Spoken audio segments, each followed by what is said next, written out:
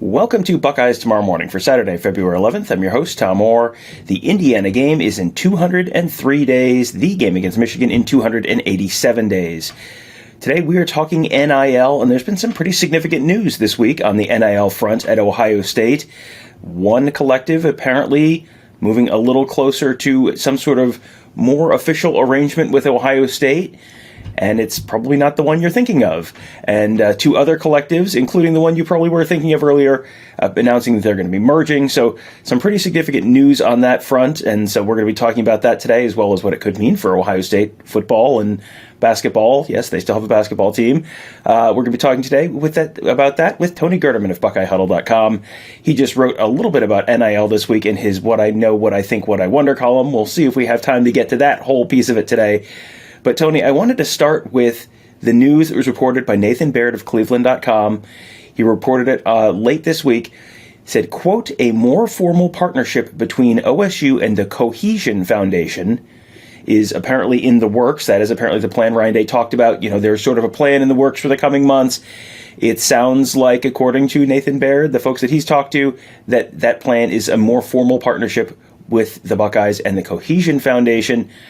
That's, I think a lot of people may kind of be scratching their heads and wondering, that's interesting, because that's not the one that you typically hear a lot about. So that just seemed very intriguing to me.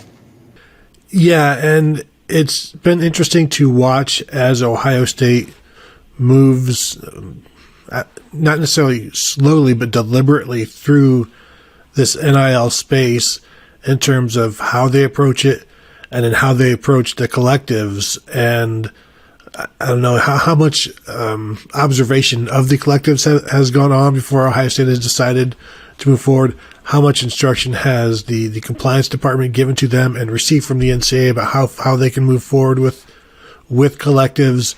So they've been very deliberate about what they've done because they don't want to be punished for anything they're going to do. So they're trying to do this wisely. And for some, it's not quickly enough. It's not fast enough. You're falling behind. But, you look at the people who have moved quickly. I don't necessarily think they've jumped ahead of anybody. Those programs at Texas A&M or Tennessee, or seeing Florida throw, $7 million, $13 million at a quarterback that hasn't certainly panned out because he's not on the team. But moving forward with this partnership with the collective, it now tells us that they have directives and they can move forward. And now you'll start to see some expansion, which is also what Ryan Day alluded to back on signing day when he said in a couple of months, there'll be some things put in play that will help the existing team and also the 2024 recruits. Yeah, and that's something that you wrote about in your column this week. And, different ways they could potentially use NIL moving forward. And you were just kind of, speculating a little bit more rather than, saying this is the plan. But what you wrote about there was the idea of, basically the college football version of guaranteed universal basic income, whatever that's one of those things you hear about during the presidential debates every few years. That everyone sort of gets this baseline number to live off of, and then you can get more than that later, as your play merits and as your image value merits. But, that's something that you have seen other programs do. And, that's certainly, we've heard lots of, conversations about, is there jealousy, is there angst in programs that, this guy's getting so much more and I'm not getting anything. And, that is potentially one way to sort of solve that issue. Yeah, you may not want to pitch it as minimum wage because even that has a negative connotation. This is certainly something that if everybody starts out on the same footing, and once you have footing, I think that may alleviate a lot of concerns. For some people, nothing is ever going to be enough, and that's all they're ever going to see. And that's with or without NIL. Some people will always be jealous of teammates. They're forever in a day. There have been teammates jealous of other teammates' cars or, their families or their upbringing. And so those guys will always exist. But if there's something there for you, for whomever, then this allows for a more fair judgment, fair decision on where you want to go to college. You don't have to choose money because money is everywhere. So if it's everywhere, then you can really decide the more important factors. And I say that as not a recruit looking for maybe needing to keep the lights on, but the fit, the culture, the position that you play, the ability of that school to put you in front of people, to put you in front of the NFL, like those decisions. Because when you see players making just a monetary decision, oftentimes, as we've seen in the past year, they're doing the same thing a year later. Because if you're just basing your decisions off of money, and as a true freshman, you're not going to be making much of an impact, and you may be seeing your numbers dwindle, the best way to kick them back up is to become a free agent again and jump into the portal. So choosing something for money is fleeting. And so if there's money everywhere, then you can really get into the meat and the potatoes of where you want to go. And so I think Ohio State is just it sounds like they're trying to offer this baseline of this is where you can start, full benefits, an enticing vacation package, competitive, health and wellness and all of that stuff. But you don't just have to go and choose the money somewhere else, because there's something here to keep, to wet the whistle. And then even more as you progress through your time at Ohio State. You mentioned fit and culture there, and those are important parts of the players and, that piece of the program. But you get the sense that fit and culture are kind of also a factor in, who is Ohio State apparently planning to partner with here moving forward. And you look at I think the foundation by far that has gotten the most attention, the most coverage, has been the foundation. That's the one that's run by Brian Schottenstein and Cardale Jones, and they've got some big names on their board. So then you look at the Cohesion Foundation, and it's run the executive director, as you mentioned. I think you mentioned earlier, Dan Apple, who is a Central Ohio business leader. He is the executive director of that foundation. They do have some big names on the board of directors. Gary Nicholas, the son of Jack Nicholas. There is a Schottenstein on this one as well. Robert Schottenstein, John H. McConnell II, who is the Worthington Industries family, but also the owners of the Blue Jackets. That's the McConnell family. But then they've got the former players that you're kind of contractually obligated to have, Adam Griffin, Jeff Hireman, Zach Boren. But, what's interesting to me is these are all names you haven't really heard a lot about. There was the press release when Dan Apple was announced as the executive director, but you haven't had necessarily the big media tour and the big social media posts and all that kind of stuff.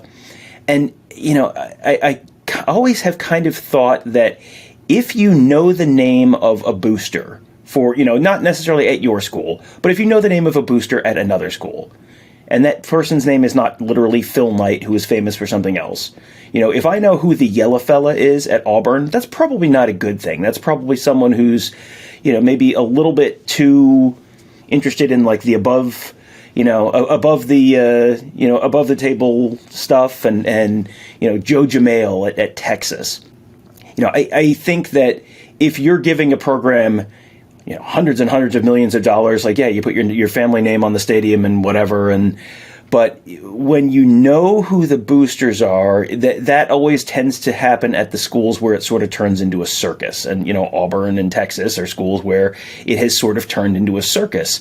And you wonder if a little bit more of a, low-key kind of approach might kind of be appealing to Ohio State. And because, if you're looking at why would you pick one as compared to the other, that feels like an area where, you kind of want to, they're not the primary attraction. They're not the stars of the show. They're just there off to the side, sort of facilitating. That feels like, I don't want to, put words into Ryan Day or Gene Smith's mouth here, but if I was one of them, that would be an appealing thing to me.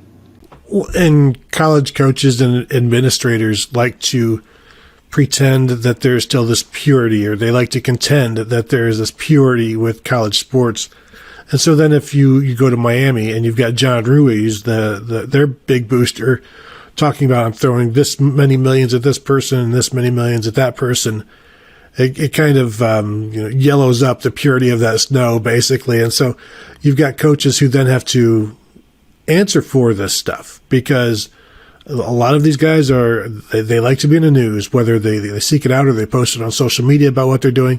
And so then eventually a coach has to answer for it and say, now you're asking questions of a coach about a booster as if they are basically equal footing or hand in hand, working hand in hand. And coaches are like, oh, no, that's not what we do here. So the idea that there's a quiet front, that I think that would always suit the coach better, and the coach would always much prefer that. They don't need somebody out front for them acting, talking this way. They absolutely don't want that. It's not like they need protection from a booster, and it's not even protection. It's just noise, basically, that then they have to answer for. So if there's no noise out front in the public from boosters, that's how college coaches have operated forever. And this new thing where boosters can be out front and vocal, it's a new world for coaches, and now they're having to answer for it. And it's hard to pretend that things are as pure as they once were when you are having to acknowledge that this exists. Quick, can you name off the top of your head an Alabama booster by name? No, just the T-Town menswear guy. And that's just... Yeah. And that was not the guy running millions of dollars. That was the guy giving people discount suits. Yeah, and I think one of the reasons is because when Nick Saban showed up at Alabama in 2007, right before the 2007 season, he gave a speech that is now known as the Tip of the Spear speech, and it was basically like, "Hey, thank you all for supporting Alabama football. I'm the one in charge. I am the tip of the spear. Everything runs through me. You're not in charge. Roll Tide," basically. And you don't know who Alabama's boosters are, because Nick Saban is the tip of the spear. Nick Saban is the one out in front of the cameras. Nick Saban doesn't even have his offensive and defensive coordinator talk to the media most of the time during the season. It is Nick Saban's show. Nick Saban is the face of it. Nick Saban is the one. And I'm sure you can go golfing with Nick Saban or go ride on Nick Saban's boat or whatever if you're a big Alabama booster. But I don't know your name, and Tony doesn't know your name, and I'm guessing that you at home probably don't know the names of any Alabama boosters either. So I think that's maybe the model that Ohio State's going for here. And that would seem to be, if that is the model that Ohio State's going for here, that seems like that is kind of in line with the decision that is being reported by Nathan Baird of Cleveland.com about the foundation that Ohio State is potentially looking to make a more formal partnership with. So just thought that was an interesting, a little bit of kind of an interesting development this week, and wanted to give you, at least some sense of what the why behind it might be. We will obviously find out more in the coming weeks. Ryan Day, it sounded like it was maybe a month or two before this would kind of be really fully rolled out. But, in the lead up to that time, I'm going to guess that's, we'll learn more in the coming weeks and months about that. But wanted to at least give you some sense for that, because I think that might have been news that if you saw it, you might have gone, that's weird. Why would they do that? That may be the why. We will find out for sure later. But I think that's a pretty good guess as to the why. So, all right. So that will do it for today. We will have much more coverage, I'm sure, of NIL stuff, but also of the recruiting and the transfer portal and the current roster and the 2023 Buckeyes and all the other stuff that's even more fun than NIL, all at BuckeyeHuddle.com. Have all that stuff coming. We've got coverage of a bunch of other sports there as well. Fun community, all at BuckeyeHuddle.com. And if you sign up today, you get access to our Huddle board, fantastic insider content, great columns from Tony and Kevin and Alex and Mark, as well as all of our scheme guys, all of our X's and O's guys. Great stuff there, all at BuckeyeHuddle.com. That will do it for today. Thank you guys all for joining us. Have a great day. We'll talk to you tomorrow.